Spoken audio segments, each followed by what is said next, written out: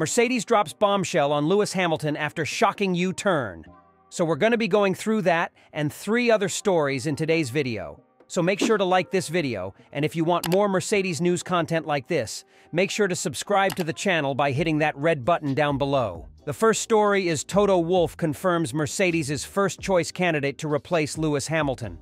Mercedes team boss Toto Wolff has confirmed he is interested in a long-shot move to sign Max Verstappen for the 2025 Formula One season. The triple world champion has been subject to rumors of discontent amid the fallout from the investigation into Christian Horner, whose relationship with Verstappen's father, Jos, is said to be strained. Lewis Hamilton will depart Mercedes at the end of the F1 campaign to join Ferrari, leading to some suggestions that his current team will attempt to sign Verstappen. Despite the Dutchman committing his future to Red Bull, Wolff is willing to test his resolve. "We have a slot free, the only one in the top teams, unless Max decides he goes and then the slot is not going to be free with us anymore," he told Fox Sports at the Australian Grand Prix. Wolff tried to sign Verstappen as a teenager, yet he joined Red Bull because Mercedes could not offer him an F1 seat immediately, but the Austrian has insisted that he still has a good relationship with Max's influential father, Jos. Asked if Verstappen would be his #1 pick, Wolff replied, "Yes. You see what his performance levels are, but I wouldn't want to discount the other ones too." He added, "It's a kind of relationship that needs to happen at a certain stage, but we don't know when." Wolff also mentioned double world champion Fernando Alonso, outgoing Ferrari driver Carlos Sainz, and Mercedes-backed F2 rookie Kimi Antonelli as possible options. Obviously there's Fernando, who's very exciting, and Carlos very good. So there's a few ones, he said. Mercedes has delivered insight into how George Russell responded to his late race crash at the Australian Grand Prix last weekend. Russell crashed on the penultimate lap while chasing Aston Martin's Fernando Alonso for 6th place at the Albert Park circuit. The Briton hit the barrier at turn 6 and was spat back onto the racing line with the car hoisted on its side by one of his detached tires. Russell immediately issued a frantic call over the team radio for a red flag amid fears that he would be hit by a rival. Speaking in Mercedes' latest F1 debrief video, technical director James Allison explained Russell's emotions after the collision. "Everyone who was watching the race will have heard George's frantic radio calls calling for a red flag," Allison said.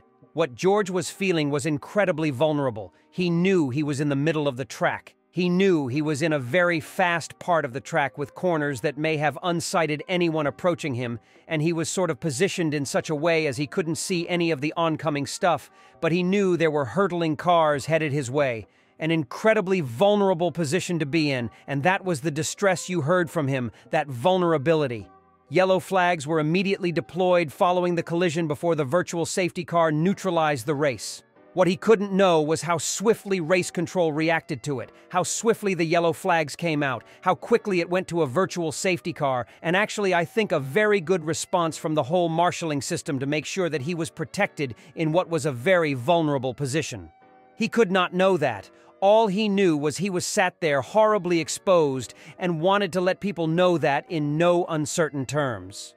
Russell returned to the Mercedes factory straight away to complete simulator work following his terminal crash, drawing praise from Allison. However, racing car drivers are racing car drivers. They are nothing if not brilliant at putting past and scary things in the past behind them and pushing on. He was completely back to his normal self within minutes of that happening. In the race debrief afterwards, you would not have known what had just happened. He was in the factory on Monday working on the simulator. It was an ugly few seconds, but not something that will be keeping him awake at night. The second story is why sacking Toto Wolff and James Allison is not the answer to Mercedes' problems.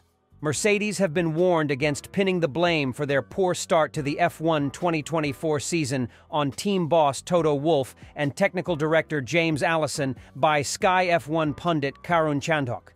Having been restricted to just a single race win since F1's ground effect rules were introduced in 2022, Mercedes had hoped to return to regular victory contention with the new-look W15 car this season. However, the team are yet to register a podium finish after 3 races of the new campaign, with Mercedes failing to score a point in a race for the first time since June 2021 at last weekend's Australian Grand Prix in Melbourne.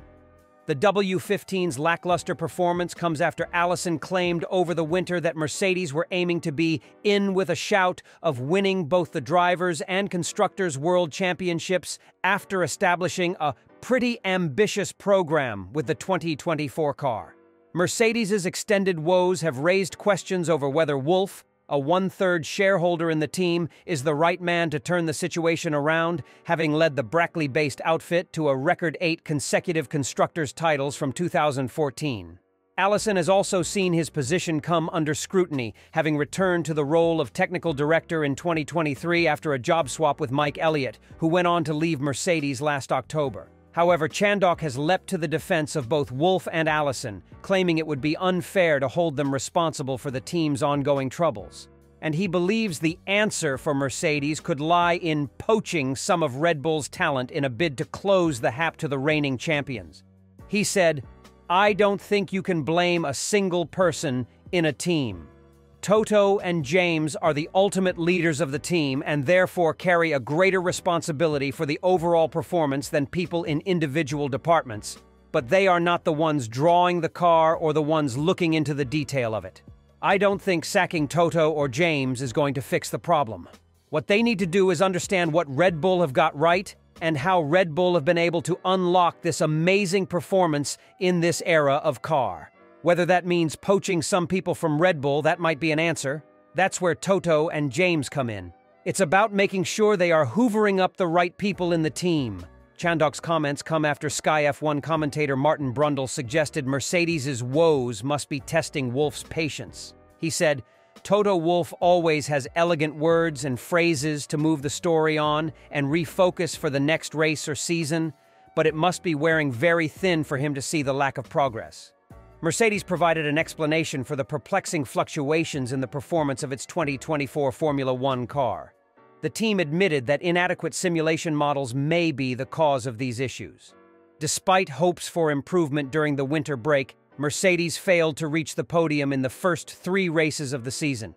In fact, the team scored 30 points less compared to the same stage in 2023. The Australian Grand Prix was particularly disappointing for Mercedes. Lewis Hamilton retired due to an engine failure, finishing in 11th place, while George Russell crashed from 7th position while chasing Fernando Alonso. Alonso was penalized for his driving during the incident.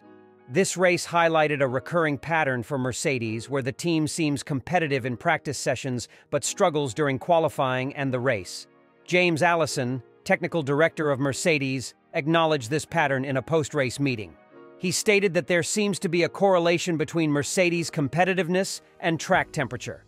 The team performs better in cooler sessions, while their performance drops when the track is hot and tire temperatures increase. Allison emphasized the need for better simulation models to address this issue. Allison explained that there are always correlation issues between simulations and reality on the track.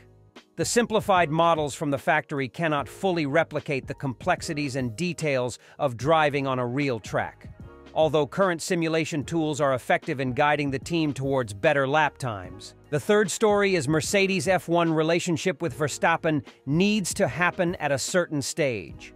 When news broke of Hamilton's decision to leave Mercedes to join Ferrari for 2025, Verstappen seemed on course to see out his Red Bull contract, which expires at the end of 2028. However, the ongoing controversy surrounding Christian Horner led Verstappen's father Jos to claim Red Bull would be torn apart if the team principal remained in place. As speculation grew over the position of Red Bull advisor Helmut Marko regarding rumors he leaked information to the press, Verstappen made it clear his future was tied to the Austrian. It has also come to light that Verstappen belatedly had a Marko clause inserted into his contract, meaning he can exit early should the 80-year-old depart. All this added fuel to the idea that Verstappen could replace Hamilton at Mercedes from 2025 ahead of the major power unit regulation changes, amid rumors that the nascent Red Bull engine program is behind Mercedes and Ferrari. Speaking to Fox Sports Australia, Mercedes motorsport boss Wolff says a relationship with extraordinary Verstappen needs to happen at a certain stage. Asked when he would decide over the vacancy alongside George Russell, Wolff said, "We have a slot free, the only one in the top teams unless Max decides he goes. then the slot is not going to be free with us anymore. Wolff said Mercedes would make a decision towards the summer, but noted that the outcome depends on what Max does. Mercedes had an opportunity to sign Verstappen when he was racing in European Formula 3 in 2014, but could not offer the now triple F1 world champion a top-flight seat at a time when there was a plausible path for the Dutch driver with the Red Bull stable. "I'd seen him in Formula 3. He was very good," said Wolff. "I have a good relationship with his father, so we sat down in my home in Vienna and said, what can we do? I wasn't able to give him a Formula 1 seat. I said, let's do F2 together, fully funded, and I guarantee you a seat next year in the car." They said, "I have an offer from Red Bull for basically from now on." That was it. I knew that we wouldn't be able to compete with that. Half into the next season, he replaced at Red Bull and took the seat. Asked if the relationship with Verstappen could come full circle, Wolff replied, "Exactly. So, it's a kind of a relationship that needs to happen at a certain stage, but we don't know when." He also stated that Verstappen was currently the #1 pick to replace Hamilton, although he could not discount other candidates Fernando Alonso, Carlos Sainz, and FEA F2 racer Andrea Kimi Antonelli at this stage. Wolff is no stranger to missing occasional Grands Prix, and sat out last year's Japanese and Qatar rounds as he recovered from knee surgery. The Austrian will not be in attendance at the upcoming Japanese Grand Prix on April 7th, but the decision to not attend was made prior to the start of the season as he decided upon his seasonal schedule and is not linked to the team's scoreless performance in Australia. As has become the norm, when Wolff isn't on the ground at a race weekend, he will be connected remotely to the team from his home in Monaco, and his duties will be divided between senior members who are in attendance at the racetrack.